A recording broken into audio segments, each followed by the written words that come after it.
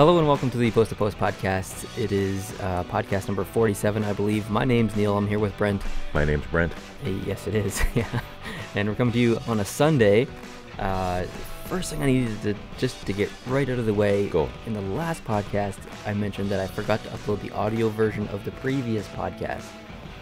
Well, it kind of happened again, and I said I wouldn't let it happen, but it is actually not my fault. At least the first part of it. Okay. So last Sunday, I uploaded the previous audio, the audio from the previous podcast. 2 weeks ago, you forgot. Yeah. When I went to go upload last week's podcast on just the audio version on the same day, so later on that night, it wouldn't let me on Podbean. That we use Podbean as our hosting for our podcast. It wouldn't let me. It said you have uploaded too many podcasts in this amount of time or whatever.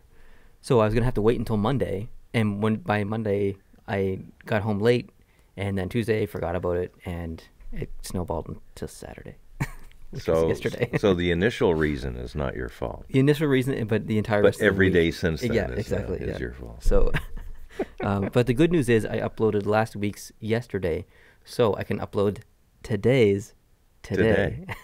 If you think to do it. If I remember. I'm sorry. The good news is the visual version is still on YouTube, so. I don't know if that's the good news or not. I mean, at least it's not late everywhere in general. Well, that's right, yeah. Some of our distribution networks are okay. So we filmed a couple of videos this week. Most of those actually haven't been released yet. One of them was me getting a new hat, which we joked about in last week's podcast. I may have released that already. If I may edit that and release it after we film this, before this comes out. But if I don't, spoiler alert, I have a new hat. It's Edmonton Oilers. I'm wearing it right now. But I got another new hat, and instead of making a standalone video about that, I thought I'd just show you today, right now. That's great, because we picked up the hat yesterday. We stopped at Lids. At Lids, yeah. And you went and picked it up, and I thought there was going to be a reveal, so I reminded you to not let me see it. Yeah. Kind of like, don't let the groom see the bride's dress before the wedding. Exactly. Yeah. Anyway, so I haven't seen it. Yeah, I have it here with me. It's right next to me. It is the exact same style as what I'm wearing right now. All right. It is the Winnipeg Jets. Wow, does it ever look a lot like the Edmonton Oilers? It's the exact same. Except for the crest and obviously the... Yeah, so I think this is like the 7th hat of this style I have now. So are they all going to be like that? Are they all like in a navy color?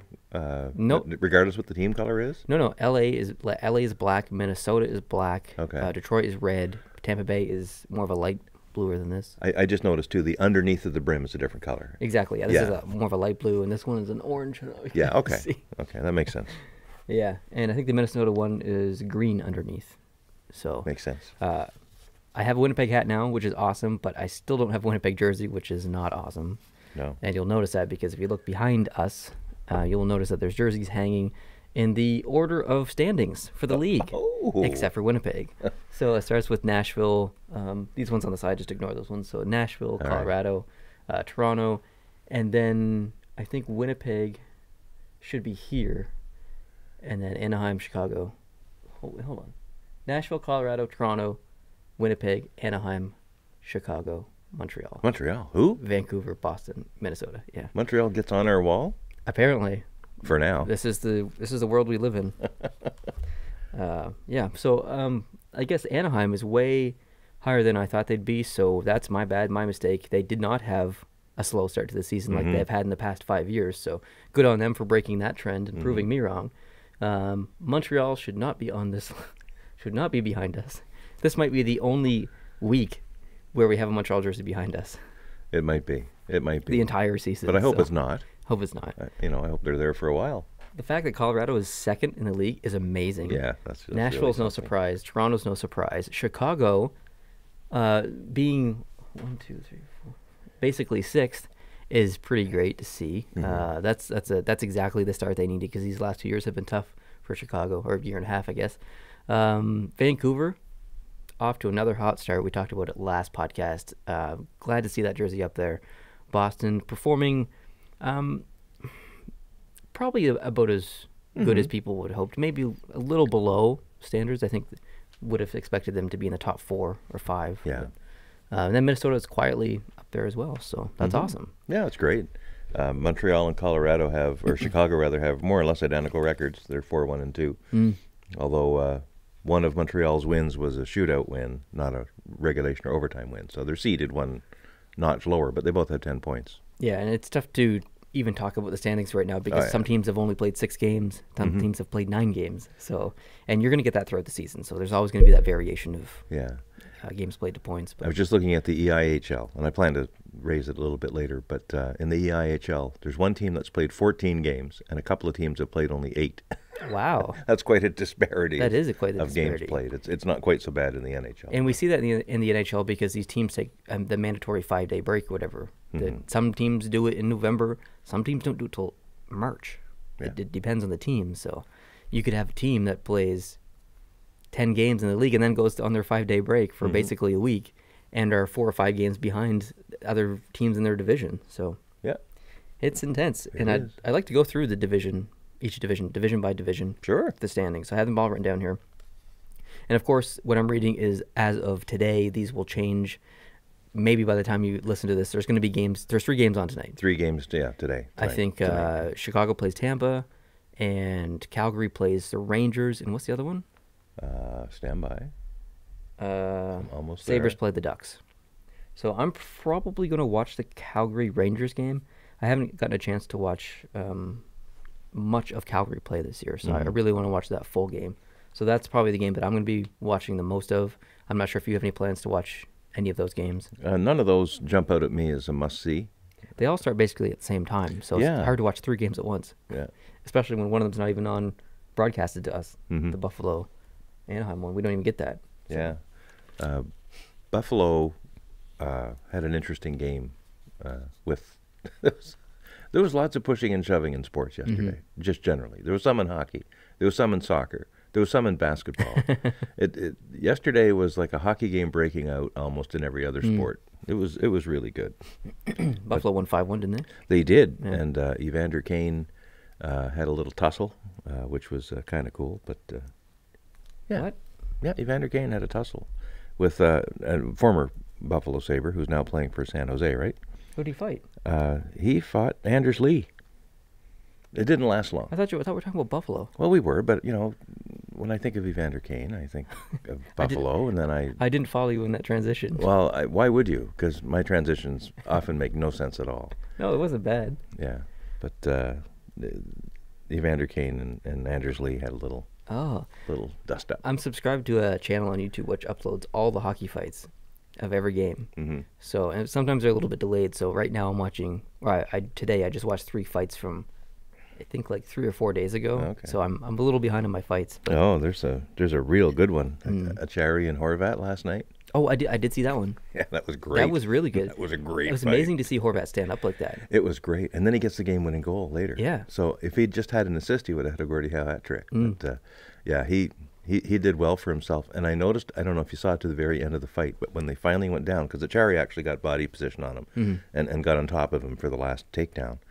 But just as the refs were moving in to try to break things up, you could see Achari patting Horvat on the shoulder, saying, "Okay, we're done, buddy." And you see a lot of that. Yeah, and that was great. Did you see Jamie Benn fight earlier this week? No. I think he fought Miles Wood. No, I didn't. And I mean, Jamie Benn is the ultimate captain. Yeah. He can fight, he can score, he can hit, he can pass, he can lead. He is the ultimate captain. I love Jamie Benn for that reason. He's not afraid to fight anyone in the NHL. He's a big boy too. So. Horvat did well, and they were talking last night about him maybe another year or so being the captain. Yeah. Because he's got this leadership thing, both with the gloves off and with the gloves on. Exactly. Yeah. Exciting. Great. All right, so let's go through the divisions. We're going to start off with the Metro. And in first place in the Metro is Carolina? Excuse me. Okay. I know we legalized a certain substance earlier this week, but I didn't know you were taking any. Fun fact, though, they're on a 3-game losing streak, and they're still in first place in the Metro. What? What's that tell you about the rest of the Metro? Does it ever? So, Carolina, 8 games played, 9 points. New Jersey in second with 6 games played, 8 points.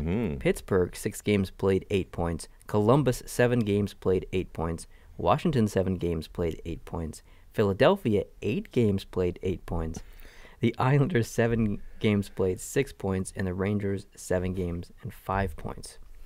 So there's like a 1, 2, 3, 4. There's a 5-way tie with 8 points. That's not uncommon. We're barely over 5 games in the season. There's going to be a lot of teams with the same amount of points. So But still, that really shows you quite a bit about the Metro. Mm-hmm. Number one, Rangers are pretty much where we pegged them to be.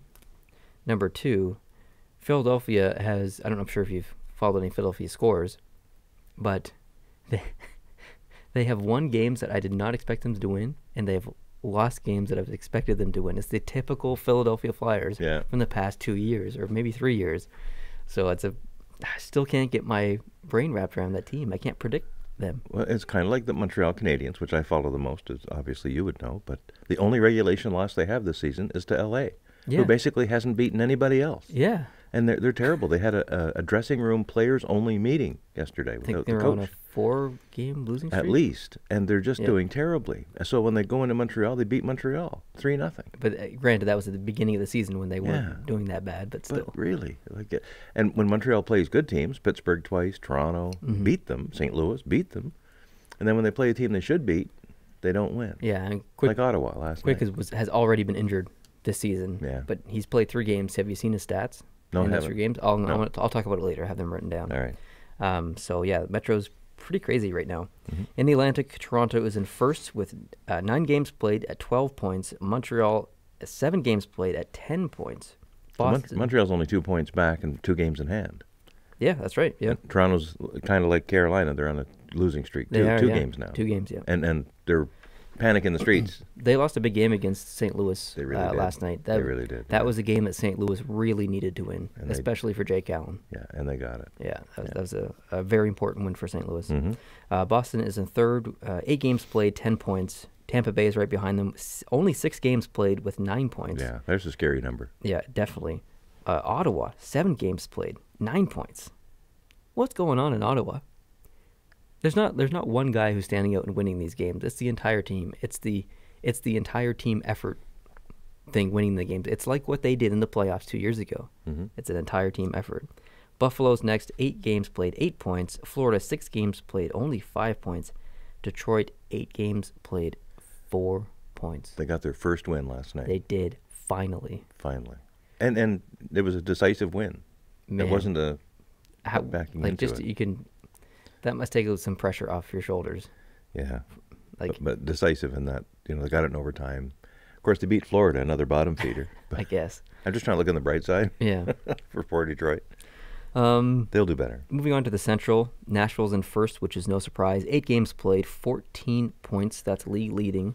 Colorado, 8 games played, 12 points. That's second in the league.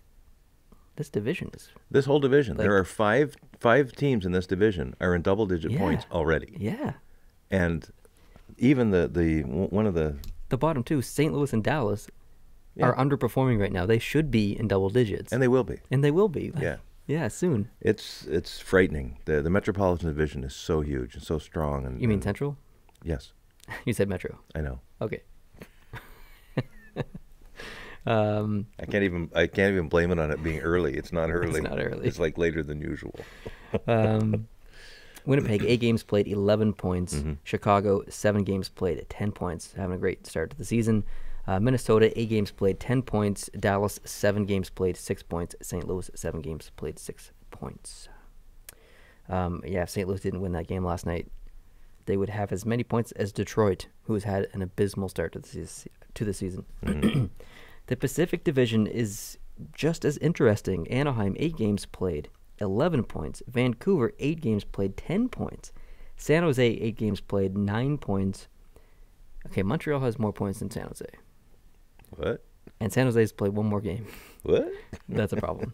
Yeah. Calgary, 7 games played, 8 points. Vegas, 8 games played, 8 points. Edmonton, 6 games played, 6 points, even though Edmonton has only played 6 games. Recently, they've looked really good. Yeah, they have. They were on a bit of a streak there, and now they've lost this last game, but they're way better off than they were last year. Yeah, and we'll be fine. I think they're going to do better than what I thought, actually. So, LA is next, 8 games played, 5 points, and Arizona's in at the bottom, 7 games played, 4 points. I can't. It's so frustrating. Like, year after year, the Arizona Coyotes are at the bottom. Like, when are they actually going to start performing? And I thought last year was going to be the year, and at the last half of the season it was. why couldn't they keep that trend going? Like, I don't understand. And it's too early to see a trend here, but they only have 2 regulation wins so far. They're both on the road. Actually, one of them's a regulation win and one's a shootout win. They're both on the road. They have not won at home. Do you know who's on a winning streak right now? For the teams? Yes, I do. Because you have it right in front of you. I do, maybe. But I did already know about Nashville. Yeah, Nashville's at 5. They're crushing it right now. 5-game winning streak. Yeah. Minnesota's at 3-game winning streak. Ottawa is at 3. And Vegas has bounced back from their poor start. They're on a 3-game winning streak. Mm-hmm. Very impressive. A poor start sometimes gets a team to shake some of the bugs out. Anaheim's a perfect example. Yeah, and some things happen in the dressing room, and some agreements are made, and some winks are winked, and out they go. Some winks are winked. Yeah. Epic. Losing streak. LA, 4 games. Carolina, 3 games. Dallas, 3 games. Toronto, 2 games. And New Jersey, 2 games. So it's interesting to see the flop in just a week. I mean, it really is. And to watch the Toronto media, it's really funny. Up until these last 2 games, it was, let's hold out. We can sign Nylander whenever we want. We're doing fine without him. Mm-hmm. And now it's like, do what you have to do. Get him. Yeah. Okay, so I have some things written down here. It's actually I want to treat this as a quiz for you. Okay. So we're going to talk about goals for. Oh, man. So I have the top 5 teams, like most goals for. Mm-hmm. What the teams who scored the most goals? Can you name the top 5 teams? I'm thinking Toronto's still there. Toronto is there. I'll consider a success to be 3 out of 5. Okay. Is Boston still there? No. Oh. 3 more picks. Is Nashville there? No. You got to get these last 2 right. Is Chicago there? No. I'm done. You are done. I'm done. Toronto with 34, Philadelphia with 30, Colorado with 29, Washington with 29, and Ottawa with 28. Ottawa? Yeah, Ottawa with 28. Wow. Now, obviously, it's like Tampa Bay's only played 6 games, right? Toronto's played, 9? Yeah. So, I mean, if Tampa Bay played 9 games, chances are they'd be in this list. How about this? Most goals against. So the top 5, which is really the bottom 5, for most goals against. 3. Toronto's got to be one of them. Toronto is one of them. Florida? No. Oh, really? I thought with Luongo out, maybe they were a bit worse off. I honestly don't know. You may as well just tell me. Detroit is first, Okay. or 31st. Yeah. 36 goals against so far. Wow. Philadelphia, 33. Did you notice that Philadelphia was on that other list as well? Mm-hmm. As well as Toronto? Mm-hmm. Okay, good. Yeah. How about Washington with 28 goals against? Did you notice that they were on the other list as well? I did not. Yeah. And then the LA Kings with 28. So some of these teams, and Toronto comes to mind, it looks like, unless they pick things up in net and in defense, they're going to have to score 5 goals a game, every game, in order to walk home with a win. A lot of these teams are terrible in the neutral zone, and just they're either in the other team's end or they're in their own end, and there's not a lot of shutdown going on in the neutral zone. Yeah. The good news for Toronto is they're probably capable of scoring those 5 goals when they want to. Yeah, exactly. They've got enough talent to do it, but they're going to have to do it all the time. All the time, every game, yeah. And that's scary. If I'm a Leaf fan, I'm worried about that. It's exciting hockey, though. It's great. I love run and gun. Yeah.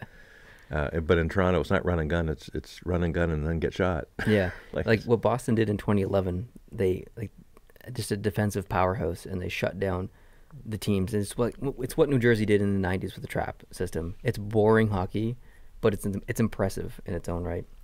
But yeah, run and gun is definitely the more exciting way to watch hockey. So top 5 in goals, we've got Matthew with 10, Pasternak with 8, McKinnon with 8, Kyle Palmieri with 7. I highly doubt Kyle Palmieri has ever been on a top 5 goals list in the NHL before, but here he is. Landeskog with 7. Top 5 points, we've got Matthews with 16, Rantanen with 14, Riley with 14, McKinnon with 14, and Sebastian Aho with 13. Top 5 save percentage. Now, if you go on NHL.com or some of these stat sites, you're going to see a goalie that's played only 1 game and have whatever. So I base this on any goalie that's played 3 or more games. All right. So Gibson is at a .949 save percentage. Varlamov, .948. UC Saros, .945. Devin Dubnyk, playing like we know Devin Dubnyk can, .944.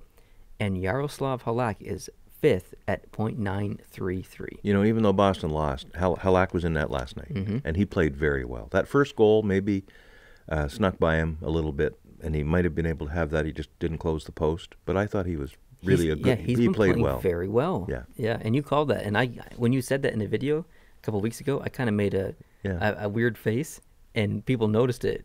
And but you were right. Like, he's playing so really far. well. Yeah, I think it's early days yet to turn me into an expert on Yaros Halak. Yeah.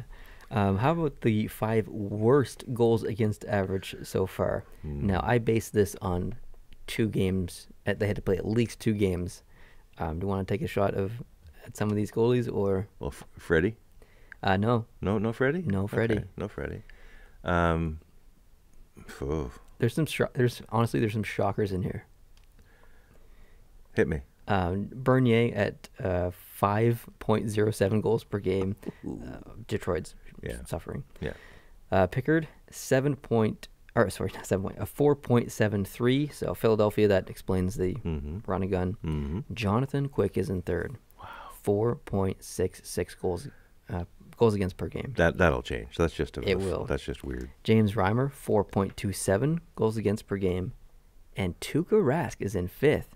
4.08 goals against per game. Wow. It's a good thing they got Halak. Yeah, it really is. Really. They did what I told them to do. Yeah. Now, I just want to make a transition to some injuries, because there's been a stupid amount of injuries so far this first 3 weeks of the season. Since the last podcast, so 7 days ago, here are the players that have officially been put on IR.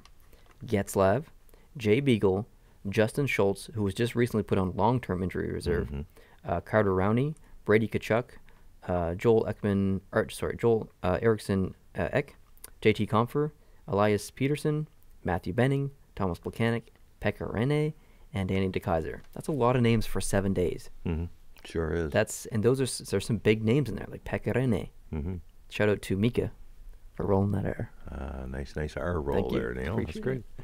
Yeah, there are some good news things about injuries, though. Nicolas Deslauriers was back last night.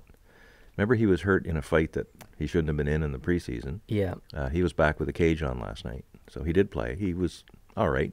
He didn't really make a big difference in the game, but nice to see him out there. And Shea Weber is back on his feet, and he's out on the ice. Yeah, I think last weekend he was his first time skating, and he's coming along pretty good. They're looking at December. Yeah, looking at December, which is, I think, a little bit ahead of the original schedule about a month or 2 ago. So that's great news for Montreal and Shea Weber. Players of the week. Okay. I want to start doing this every week. I want to give a shout out to some players who have really stepped up their game recently, and I already went through the top 5 in points and stuff. Matthews, yada yada yada. But the players have had a really good week. Let's talk about them. So these are your players of the week. These are my players of the week. Not some ding dong official person, Sporting News or something. These are real ones. Yeah. So McKinnon had a really good week. 10 points in 5 games. That's all right. Yeah, that's not bad. I'll take it. How about Rantanen? 10 points in 5 games. Wow. Not surprised there. McDavid 9 points in 4 games. Malkin quietly putting up 9 points in 4 games. Parise 9 points in 6 games. Alex DeBrincat 7 points in 4 games. And my goalies for the week: Marc-Andre Fleury 3 wins, .972 save percentage, 0.67 goals against average in those 3 games. UC Saros 3 games, 3 wins, .968 save percentage, 0.89 goals against average. Craig Anderson 3 games played, 3 wins, .951 save percentage, 1.65 goals against average. And Keith Kincaid also had a pretty good start to the season, and it's some questions out there whether they actually need Corey Schneider and whether or not he might get shipped off near the trade deadline. But nice sound effect there. Thank you. That's for probably podcast number 58 near the trade deadline. But yeah, Stalock got the win last night for Minnesota. Yeah. In overtime. That's what I mean. If Dubnyk is going to go through this struggle where he doesn't play that well, so they need their backup when he comes in. When Dubnyk needs a rest or whatever, they need him to play well. I didn't look back to the official scoring, but I think Stalock also got the assist on the overtime goal, because the play started with him. He was down in his own zone, and he passed it way Really? up, and I think it went to 1 or 2. He might have got the secondary assist. He didn't get the primary, but he might have got the secondary. I want to check. That would be so cool. I like when goalies get assists. Yeah. So that thumping you're hearing in the background is us Yeah, sorry. hitting our laptop touchpads. For the audio listeners. Yeah. Yeah, you're right. He did. Did he? He Great. did too. Yeah. Great. That's awesome. And it was a great play. You know, of course, 3-on-3, there's a lot more chance for a goalie to be involved because the goalie's really your fourth guy, right? That's true. Yeah. But yeah, good for him. I got some rumors I want to talk about. Ooh. Now, there's not much validity in these rumors. I did find them on multiple sites, though. All right. So none of these are just on one site. There's lots of people in different locations talking about these. So not that they're true. Again, they're rumors. They might not be true. But Nashville is getting calls on Kyle Turris. I think that works in their favor quite a bit. Because he's going to demand. His demand is going to be. His return is going to be pretty high. So that might work pretty well for them. Vancouver in talks with multiple teams for a potential trade bigger than any Vancouver trade in the past couple of decades. What? Very, very interesting. So No specific names. No name. No names. Just they're talking. they're just talking. Yep. Ooh. So did you hear that Nylander might consider heading to the KHL? I did hear that he's at least fielding some offers. They're going to try to work up some offers to increase his value. Yeah, because Toronto has until December 1st to sign him. If they don't sign him, then he can't play the rest of the season. So he could play somewhere else to basically recoup his costs, make some money, basically. Because He's got to live. He's got to live, yeah. He's got to put gas into that Volvo or whatever he's got. Yeah. I can see Toronto potentially trading him before then if things keep going well, not including the last 2 games. But they could trade him for a defenseman because Toronto needs a defenseman. So Desperately. it'll be interesting to the Nylander watch over the next 45 days or so. Panarin and Columbus, Panarin from Columbus and also Bobrovsky from Columbus are both UFAs after this That's year. right. This is their last year if they're not re-signed. And I don't think Panarin wants to stay in Columbus. It doesn't sound like it.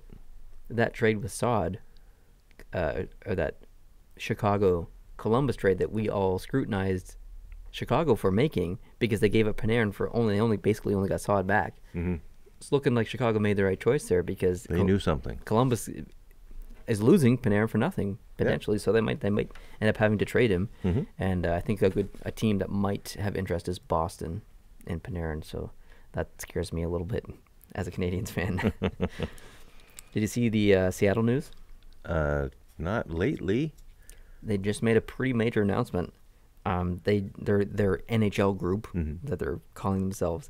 They just announced a $70 million training facility for the team. I did not see that. This is actually huge news because they already have the location picked out. It's going to be by the Seattle Northgate Mall, which is also currently in construction.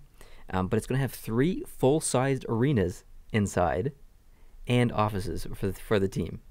So like this is a massive investment for. So this team. is the practice facility. It's going to have 3 surfaces. Yeah. Good grief. So they're playing the long-term game here. Wow. So that's a really good sign for hockey in Seattle that they're going to do this. So good on them.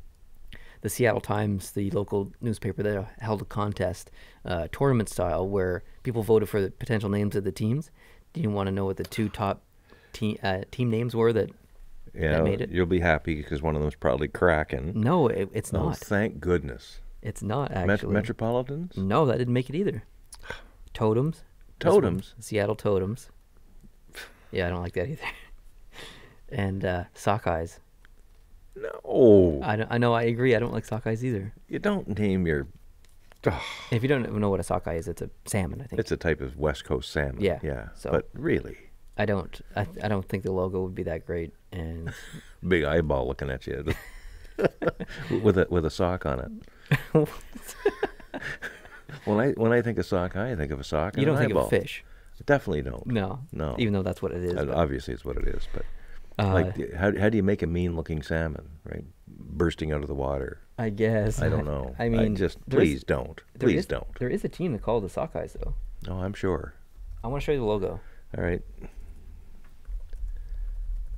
But really, no. But that's just a newspaper doing a reader poll, so it doesn't really mean anything. Maybe there's not. I can't. No, I can't find it. Yeah. Maybe I'm thinking of something else. Oh, steelhead. I'm thinking of steelheads. Duh. Well, that's much better. That's like a trout. It's a trout, but it's still a fish. But at least it has a better. It's another stupid name. It sounds tougher though. Yeah. Sounds tougher than a sockeye. Sock me in the eye, man. Like, I can just see all the memes and when there's a fight. Oh, Don Cherry's Rock'em Sock'em videos that he used to make. Rock'em Sockeye. Rock'em Sockeyes. Yeah. Oh God, that would just be awful. Any other NHL news you want to talk about? Oh, I want to talk about some of the things that happened that I watched.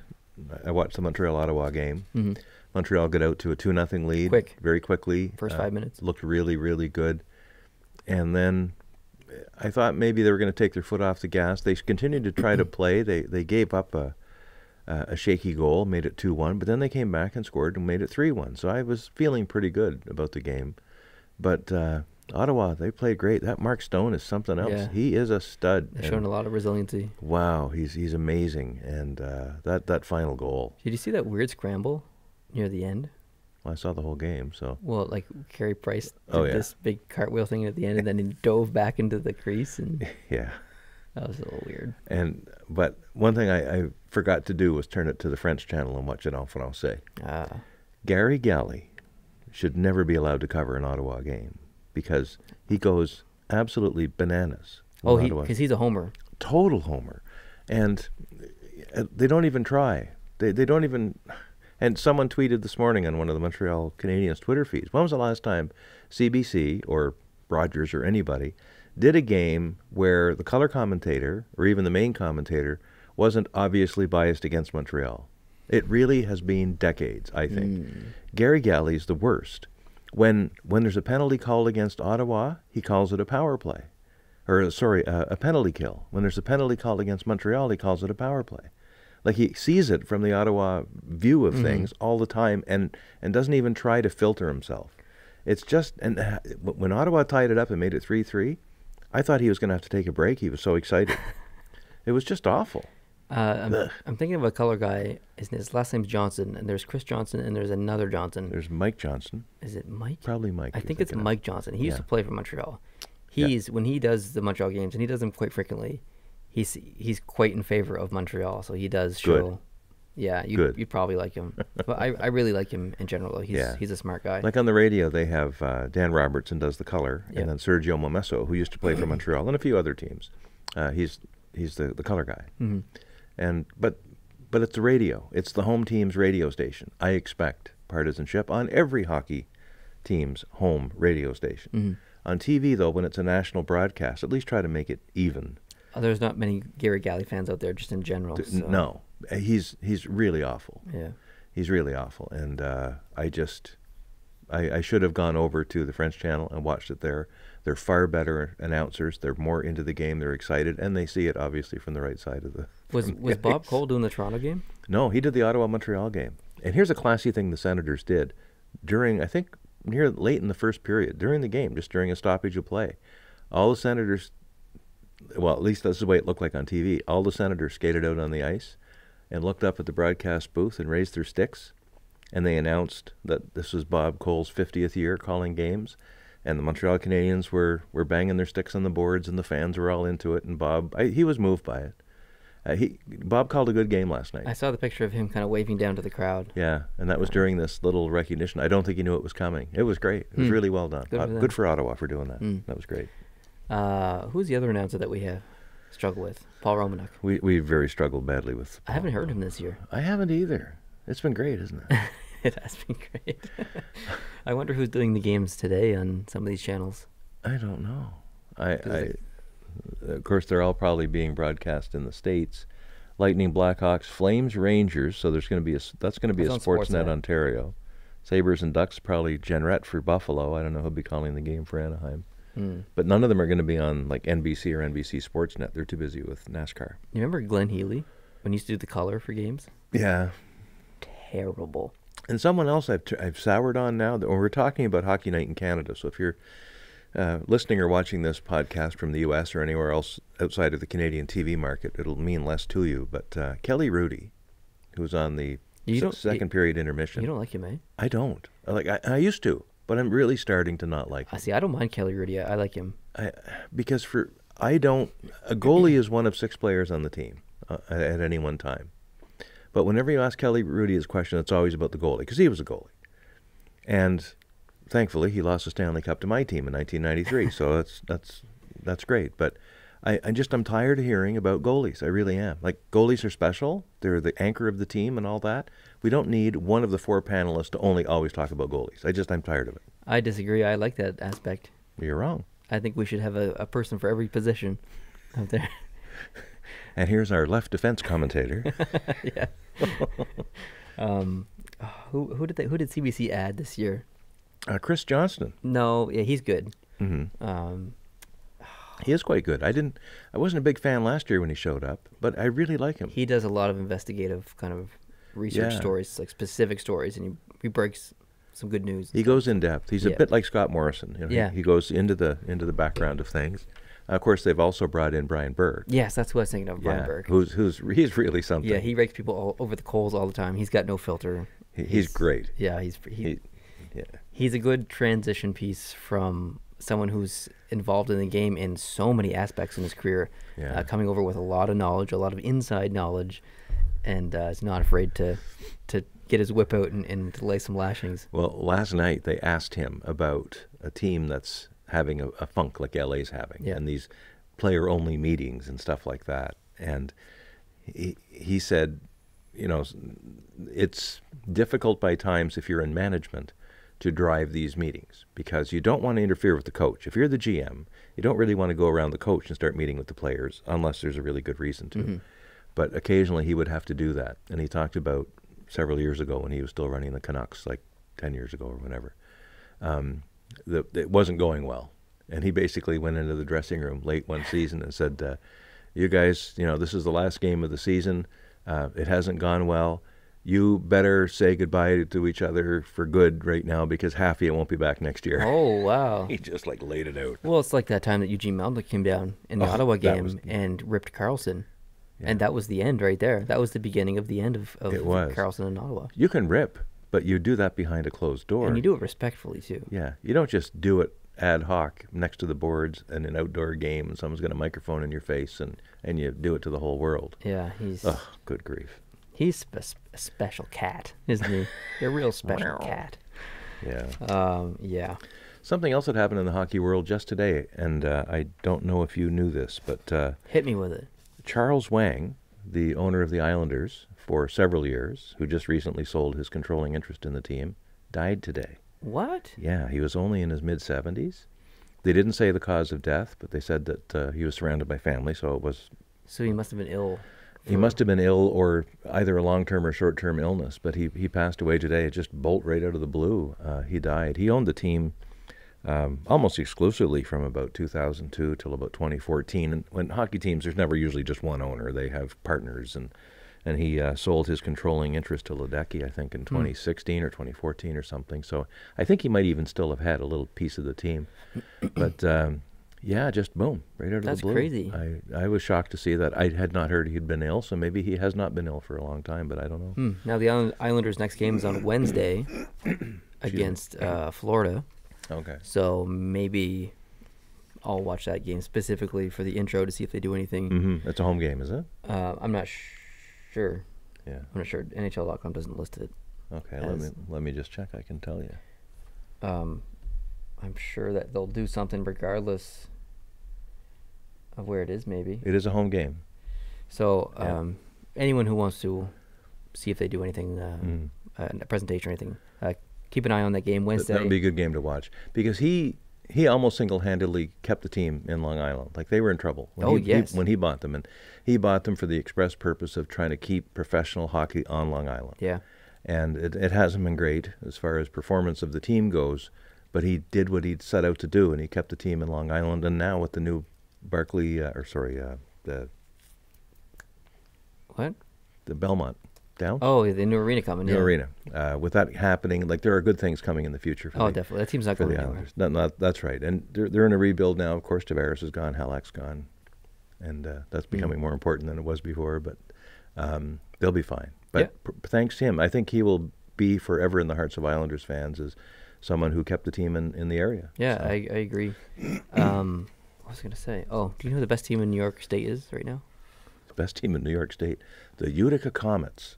No, I don't know. Buffalo. Really? When's the last time you said we got to say that Buffalo was the best team in New York?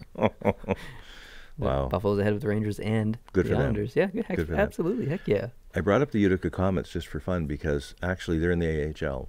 Vancouver's farm team, I believe. They are. They're Vancouver's farm team. And they're playing the Montreal or the Laval Rocket coming up, I think, in about 2 weeks.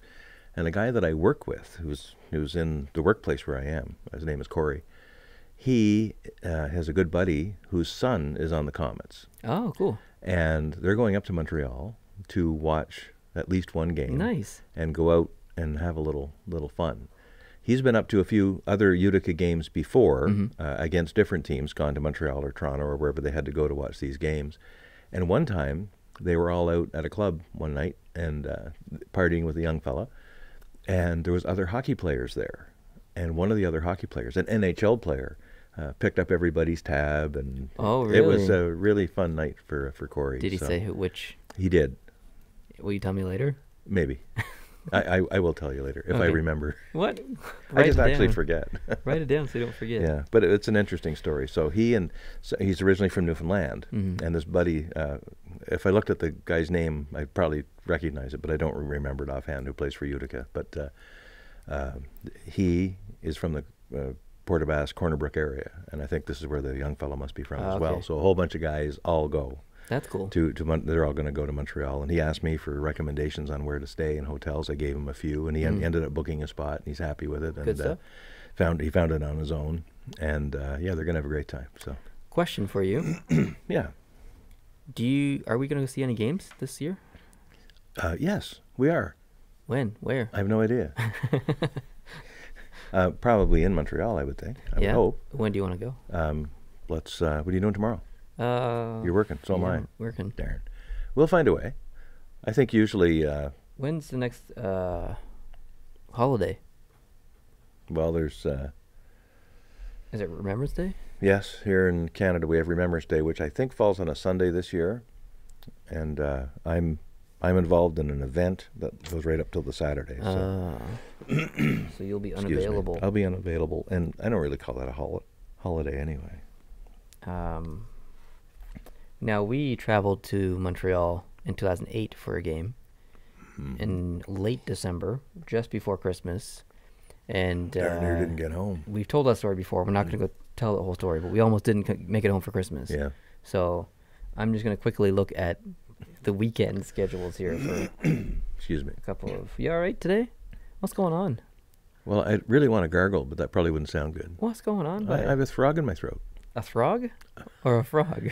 I have the Throg's Neck Bridge in my throat.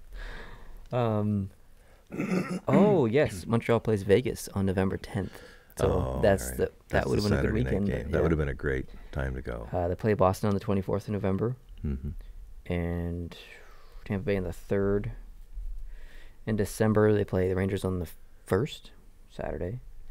Ottawa on the 15th. I don't really have any interest in watching them play the Ottawa. Maybe you could take me up there for my birthday. For your birthday? Yeah. They actually do play Ottawa on your birthday on that Tuesday. In Ottawa? No, in Montreal. In Montreal? Yeah. Heck. And they play San Jose on the Sunday. Ooh. Yeah. Yeah. January, on Saturdays, they play Nashville, Colorado, and Philadelphia. Be cool to see them play Nashville. That would be very cool. PK coming back to town. Did you see PK last night? No, I didn't. Oh my goodness. He got a star, and he was. Usually when you're the visiting player, you don't appear on the ice when your name is called as a star. Yeah. Yeah, unless you're PK Subban. they did like, first star, second star. I don't know which one he got, but they called out his name, and he ran out down the He was the, like the half runway. undressed or something? No, he was fully dressed, and he ran out and hit the ice and skated all around with his arms up in the air, and the fans went nuts. Did they really? They went nuts, and he said that, like, the reason I did it, he's so crazy. He's a riot, and so many people love him, and I know why. I do too. And he gave an interview afterwards. He said, well, I know there's lots of Montreal Canadiens fans, and I know there's lots of Nashville fans because I saw their jerseys in the stands, he said. So I just thought I'd go out and have a little fun. Yeah, because he played Edmonton. Yeah. So. Yeah, and it was great, and he played very well. The goal he scored. He scored a shorthanded goal in the game last night. It's the first ever shorthanded goal he scored in the NHL. Really? Yeah, he scored almost 100 goals in his career so far. No shorthanded goals until last night, and got one. That's surprising considering how, now I'm going to use a term that a lot of these analysts use, mobile defenseman, which is a term I don't like, but I'm going to use it. He is a very mobile defenseman. He's quick. Yeah. So. That game last night that Nashville won, it was their 13th straight win over Edmonton. Holy. 13 in a row, including the Connor McDavid era. This is now the 9th game they've played with Connor McDavid playing for Edmonton, and Edmonton is 0-8-1 against Nashville with McDavid. This has shades of Calgary and Anaheim. Exactly. Because up until last year, I think it was like 24, 25 games that Calgary had not beaten Anaheim. I think it was specifically in Anaheim, but still, that was a decade plus stat. But yeah, interesting. And the Vancouver-Boston game last night was great.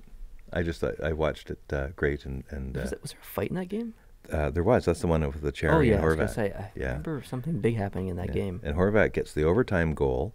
Vancouver's now beaten Tampa, Florida, Pittsburgh, and Boston. Now Florida, maybe you could say that's not a great achievement, but Tampa's a dangerous-looking team because they have so few games played and so many games in hand, and they're already still like near the top, right? So they're the team in the East, I think.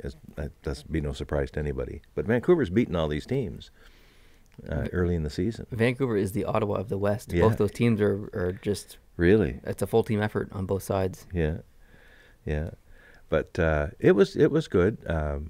Cherry took exception to Horvat's hit on Nordstrom, and Nordstrom was the puck was up in the air, and Nordstrom was looking up to try to find it, maybe catch it with his glove, and his eye was totally off his surroundings, and Horvat hit him. It was not a penalizing hit because the puck was there too. He did have the puck, or was close enough to the puck to make it a legal hit. It was legal, but it was a blindside type hit, and he wasn't hurt. But Cherry saw that and said, "Not going to have it." And he went over and Horvat just dropped the gloves right away, and they started wailing. That bothers me that these fights still happen after big hits. Yeah. Like, it just removes big hits from the game. Like, there shouldn't have to be a big fight after a big hit. No, there shouldn't have to be. You're correct. Yeah. You're correct. But Cherry got the worst of it. He did, yeah. Yeah, because he... That was a good fight. Looks like a visor cut. I think probably one of Horvat's first punches probably landed on the visor, which then cut his cheek, and the helmet came off. So Horvat's helmet stayed on the whole time, and he was just feeding him. Did you see the fight in the Calgary game yesterday? I think it was. Think so. I think it was Furland and maybe it wasn't Calgary. It was Carolina. And did Carolina play Calgary? Oh man, I don't even. No, sorry. It was Carolina, Furland, and I can't remember who. Basically, Furland hit someone along the boards, and a Colorado player came over to try and fight him, and Furland just grabbed him and just destroyed him against the boards. Okay. I don't remember who the Colorado player was, but he didn't even get a punch in. He just kind of fell down. So. I won't do that again. And then Furland was the only goal for Colorado. So. In St. Louis's win over Toronto, do you know how many times St. Louis has beaten Toronto in a row now? Oh, I don't know. 5. Has it really? 5 in a row against the Leafs for St. Louis. That's a bit strange. It is strange. Huh. And this was Tyler Bozak's return to Toronto, right, since he went to the Blues. And it was cute. His wife and little son were in the crowd. Now the little guy's wearing a Blues uniform instead of the Leafs uniform, and cute little dude, eh? And they had some nice moments up against the glass during the warm-up and all that. But interestingly, in a 4-1 win for St. Louis, Bo Horvat was a -1 in the game. You mean Bozak? Yeah, what did I say, Horvat? Yeah, Bo Horvat. Well, what's going on today? Well, I already had 2 coffee. Oh. that should be enough to keep me from doing this. But I keep doing it. That's all right. Yeah, anyway. But he was 10 for 17 in the face-off circle, so he did well in the face-offs. Yeah. Just a few in the Vegas Anaheim game.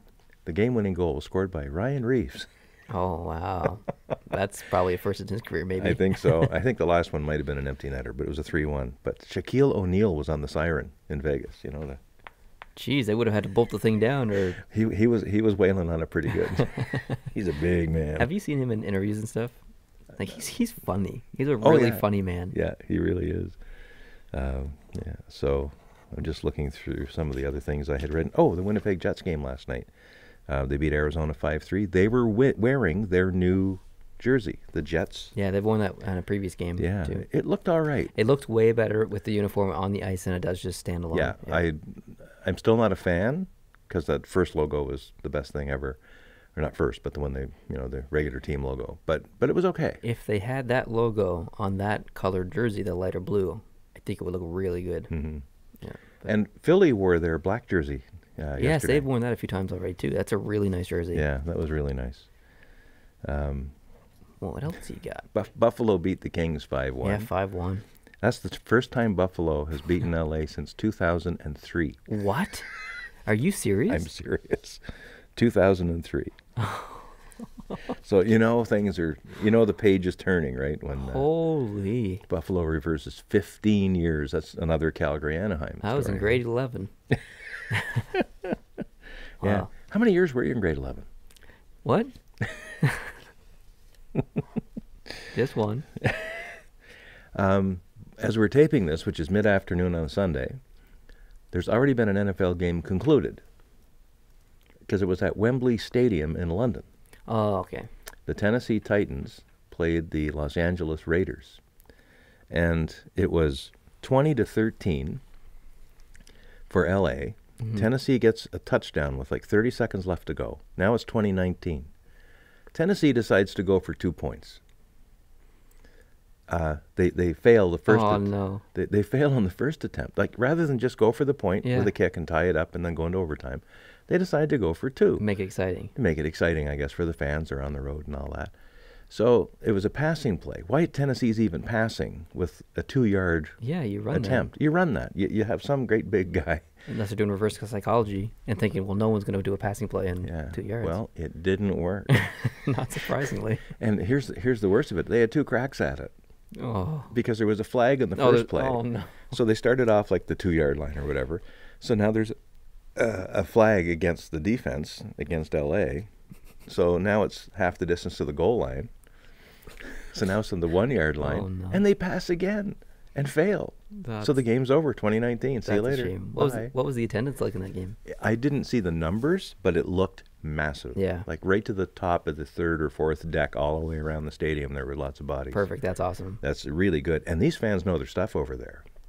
They knew, like the fans that were fans of L.A. were making a lot of noise during Tennessee's count to the snap. And that's something that... Well, we have lots of fans from over there big into NHL hockey, and Mm-hmm. they know their stuff, Mm-hmm. too. So they take sports pretty seriously over there. Yeah. I mean, they had the biggest sport in the world over there in soccer or football. Yeah. Like whatever you want to call it. Yeah, and it was quite an atmosphere. Yeah, and it started at like 10:30 our time this morning or something, which was 9:30 Eastern or whatever it was. It was Who pretty won cool. the baseball game last night? The Los Angeles Dodgers. Heck yeah, they did. Did they really? Yeah, they beat the Milwaukee Brewers 5-1. Oh, yes. Milwaukee got the first run. And they were in Milwaukee. You know what? Milwaukee's got a great stadium. They do. What a beautiful stadium. It reminds me a bit of Houston. Yeah, it's really nice. Half indoors, half outdoors kind of thing. It's all indoors, but it has that window kind of thing going on at the background. And it's 5-1. So now we have Red Sox versus Dodgers. Red Sox and Dodgers. A classic matchup. I think it starts on Tuesday in Boston. I'm pumped. Tuesday, Wednesday, and then there's a break, and then the Major League Baseball goes 2, 3, and 2 for a best of 7. So 2 games in Boston, 3 in L.A., and then back to Boston. Yeah, you're a Dodgers fan. I am. I wanted to watch the game last night, but I get sidetracked and forgot about it. And sweet. Speaking of L.A., the Los Angeles Lakers played their first home game in the young NBA season last night, and LeBron James. Yeah. It was his debut And LA actually lost, but there was a fight that broke out in the basketball game. I need to see this. Yeah, you need to look it up. It was more of a pushing, shoving thing. I don't think there was lots of knuckles being chucked, but it was pretty tense there. LeBron actually was a bit of a peacemaker. Oh. He grabbed one of the other players and just kind of pulled him away. And of course, if LeBron grabs you, you're going where he wants you to go. Who were they playing? They were playing Houston. Oh. Yeah. So. Rockets. Yeah. Anyway, it was. They lost like 115 to 103 or something like that. But yeah, LeBron was. It kind of spoiled his home opener because he was hoping to probably do well. Another fight broke out in a soccer game yesterday. And this was my team, Manchester United. You saw me when I was sitting there watching earlier. Yeah. They were playing in Chelsea at Stamford Bridge. Chelsea got out to a 1-0 lead. Yeah, I scored first. I saw that. Manchester tied it and then went ahead 2-1. They added 6 extra minutes on at the end of the game. Wow. In the 6th of those 6 minutes, like it's 95 minutes and 40 seconds of play, Chelsea scored a damn goal. Wow. It went off the post and ping-ponged around and then finally get in the net. And Jose Mourinho, who's the manager of Manchester, he used to be the manager of Chelsea and managed them to 3 championships in the past. So he really had a personal reason to want to do well. So he's sitting there, and he told the media and everything ahead of time, if we score a goal, I'm not going to be celebrating. I'm not going to jump around. I'm just going to sit in my seat, because they have these nice fancy automobile-type seats where they sit. So he was sitting in the seat, and Manchester scored 2, ultimately. He just sat there and, didn't let on. He was obviously happy, and some of the other guys were jumping around, but he was just playing it cool because he didn't want to rub people's faces in it. He's a controversial guy because he often will get things a little mixed up with people. And what's going on? My phone's ringing. Yeah, this is a podcast. I know it's a podcast, so I'm going to ignore this. Who's calling? Well, just my buddy. Oh. Yeah, I'll get back to him. Anyway, dang. Anyway, Chelsea scored that. And so some third-rate coaching guy over in the Chelsea side, he's got a name. I have to look it up here. It's Marco Ianno. He's like the third assistant coach of socks and water bottles or something, right? He goes right in front of Marino and kind of does a dance, right? Really? Yeah, kind of gives it to him. And Marino saw that, and he launched out of that seat. And he went right at him. And it took a whole bunch of security guys in the tunnel area to stop him because he was going to have the other guy for lunch. Were there any bombs thrown? Nothing. No bombs got thrown. But bombs would have got thrown. Anyway, it settled down at the end. The Chelsea manager agreed that their team was in the wrong on that. And the guy eventually apologized. Marino calmed down afterwards in the interviews and everything was all right. But that just about turned into a hockey game there, too. That's intense. It was very intense. It was pretty cool. Whew. Yeah. What else you got? EIHL stuff. EIHL, I just thought I'd take a look because in the EIHL, we often talk about it. I'm wearing a Clan hat, although it's Braehead and not Glasgow, and I'm wearing a Clan sweater too. Look at you. Oh yeah, I'm clanned up. Yeah.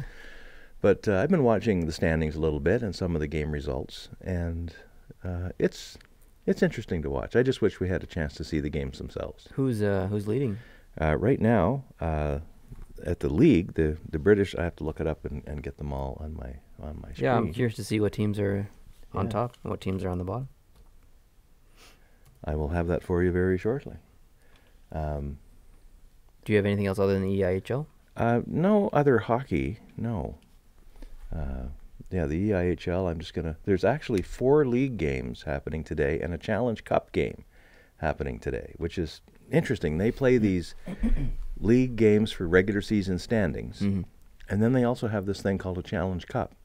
And I had some confusion about all of that last year, and I still wonder why they do these things, but they do. Some games in the past have counted for both. This will count as a league game and a Challenge Cup game. But for the Challenge Cup, they break the league up into 3 different divisions, and the top 2 teams in each division end up playing off against each other. And the one who wins that round robin or comes out of that wins the Challenge Cup.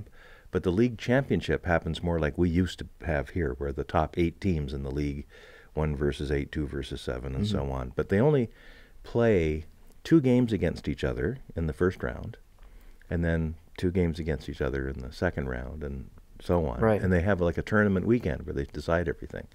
Whereas in the NHL, once the playoffs start, it's 2 months. Oh, yes. 2 months before you finish it. Here, it's done pretty quickly. So they play a home game and an away game against their opponent. And whoever has the most aggregate score, add the scores of both games up, Yeah. and then you've got your winner. Now, of course, if that add up becomes the same, then if they do it like they do in soccer, and I think they do, the team that scores the most away goals wins. Ah. So you get more credit for scoring a goal on the road. That's than you do an for interesting scoring. method. Yeah. Yeah. So right now, the Fife Flyers are leading the league with 17 points and 10 Ooh. games played. They're playing very, very well. And I think there's actually just been a result there because they were playing the Cardiff Devils. And let's see if Cardiff... Who are in third. Yeah, Cardiff actually won the game today. Cardiff is third. They won that game against Fife. When I wrote this down, the games hadn't started, but now I think they're over. Yeah, so the Fife Flyers are on top. Belfast Giants are second. Cardiff Devils are third, only 1 point back. And so are the Nottingham Panthers. So there's Fife with 17 points and then a three-way tie for second with 16 points. Very tight. Then you've got the Coventry Blaze, Glasgow Clan, Manchester Storm, Guildford Flames, Sheffield Steelers, Dundee Stars, and the Lightning from Milton Keynes. I have some wardrobe items from them. They're in last place with 6 points. Now, some of these teams have played now 9 games, but as of we started the broadcast here, they'd only played 8, and some of the other teams are like 14 in case of Nottingham. Oh, wow. That's really something. And in the Challenge Cup game today, it's the Milton Keynes Lightning playing the Coventry Blaze, and last year the Challenge Cup was won by the Belfast Giants. The league championship was won by the Cardiff Devils, so they can both claim championships in a way. Okay. But, yeah. So I'm going to pay a little more attention to the EIHL. I know we have some listeners and viewers over there, and I want them to know that we care. Yeah. I really am interested in how it goes. A lot of Canadians are playing over there, people That's true. that we would have seen probably or that live nearby here. So it's a good place to play hockey. And now. we just saw this past draft, the first British-born player. Yeah. So I can't remember who drafted him. I forget. So long ago, so many names. Yeah, but cool. Yeah. Very cool. Do you have anything else? I think I'm good. Just need to touch on a few things before we wrap this up. The first thing is a future podcast idea that I'd like to do, and I haven't talked to you about this yet, but it's something that I'd like to make hopefully a regular thing in our podcast, because we're going to really try and put some effort to making this podcast better, and that's one of the additions I'd like to do. Let me know your thoughts. Are video questions. So a viewer out there records themselves asking a question, like they literally film themselves with their phone or whatever, asking a question, and we play the video on the podcast and we answer the question. I like it. You okay with that? I'm very okay with that. So if you guys are interested in that, we'll start that this week, and you can email me that video of yourself at posttopostShow@gmail.com. It's listed down below in the description if you need it. Make sure that there's no like noise in the background or anything like that. There's not a TV going on or a radio. Try and film in landscape orientation and not portrait. And try and make it NHL related, like this current season. So what do you guys think about Jonathan Quick's injury? How do you think it'll affect the team? Like just something like that, or who's your favorite player on Carolina and why? Just, relevant questions to the current NHL season. So don't ask us what our favorite dog is or something like that. Again, it has to be hockey related. It has to be about this current NHL season. And that's one thing I'd like to do. And then the other thing I'd like to do is start to pick comments out on YouTube videos. So if someone leaves a really good, thorough comment or a really smart comment about a play or something that we've discussed, and they leave their opinion and they do it respectfully and they do it constructively, and it's what they say is true, and a really good hockey comment. I'd like to start reading some of those out. That's great. And involve some of the viewers. And the other thing I'd like to talk about is Discord. Now, we've already filmed a video asking for your guys' feedback that has not released yet. So there's going to be some changes on the channel a little tiny bit. You'll see what I'm talking about in that video, but At the end of that video, we talk about our Discord. Now, for those of you who aren't aware, Discord is just like a chat server kind of thing. We have one. The link's down below in the description if you'd like to join. The invitation link is there. But basically, it's just a spot where you can talk hockey with a bunch of people. Now, Discord is partnered with Patreon, so our Patreon supporters who are on Discord get a different colored name, so they kind of stand out to everyone else. Their name is orange, so there's different perks and stuff you can get on Discord. Now, one of the things that has been done recently is Jason has just unveiled a new bot update. So there's a lot of cool things that come with that update. People can predict games now using this bot, and it keeps a track of who has the most points and who's doing the best in like the standings of predictions and stuff. And whoever's on top, or I think it's maybe the top 5, get a different colored name, or maybe it's just the top person. I can't remember. But so there's kind of perks to doing the prediction. There's some really cool stuff happening on Discord. So if you guys are looking to talk some hockey and make some friends, I think our Discord's a pretty good place to do that. It's a pretty safe place to do that because we have lots of mods. We don't allow fighting or any immaturity or anything like that. So it's a good, safe place to talk hockey and make some friends. So it's Speaking of friends, I do have one other item. Yeah. But do you have more things to do there first? No, that's it, actually. You know this already, but I think it's a nice story to tell. I was at the mailbox at the foot of the street the other day, and a nice lady from up the street recognized me and said that they recognized me because they'd seen us on videos, post to post. And it turns out that her son had been to our door selling tickets to raise money for his hockey team, and I struck up a little bit of a hockey conversation, asked him where he played and so on. And your mother had a little post-to-post card that she handed him, and they ended up going back and watching, and they've been watching quite a few of the videos, and they recognize me as the guy who they see walking to the bus stop. Good stuff. So it was just a very nice encounter with the neighbors from up the street who are watching, and I explained to them, just it was triggered by your mention there of a safe place. You know, it is a safe environment. Discord is. For the most part, this channel is as well. You're not going to hear off-color language or things like that. And no, you won't hear us swear too often. There might be some dad jokes and stuff floating around, and some funny jokes, but you should try and keep it pretty clean and pretty respectful. We make fun of each other and all that, but it's all clean. Yeah, definitely. But, so shout out to those people. Thanks for really watching. nice, Appreciate it. And that pretty much wraps up this podcast, unless you have anything else. No, I'm good. So we are at roughly 1 hour and 6 minutes. About that. Time flies when you're having fun. Yeah, so we broke the 1 hour mark, which is awesome. And based on your feedback that you will leave on a video that you haven't seen yet, it's probably come out tomorrow. The podcast will be changing a little tiny bit in the channel, so keep an eye out for that tomorrow. I'd really appreciate you guys to watch that. If you could watch that video and leave some feedback. I know probably most people who watch the videos don't comment at all. They just watch, and just a part of their routine, they just watch and yada yada yada. I would like to see everyone, if they could, leave a comment and with their opinion, whether it's just a sentence or it's a paragraph, or if it's negative or positive, whatever. We're looking for feedback specifically, and lots of it. So if you could watch tomorrow's video, that would be epic. Cool. Anyways, thanks guys for listening and watching. We really appreciate it. If you could subscribe if you're not, that would be great. Like this video if you liked it. Rate us on iTunes or Google Play Music, or whatever it's called. And I will try my best to upload the audio version of this tonight.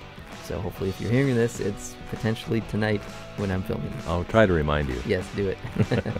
All right, hope everyone's having a good day, and hope you're watching hockey later. Adios.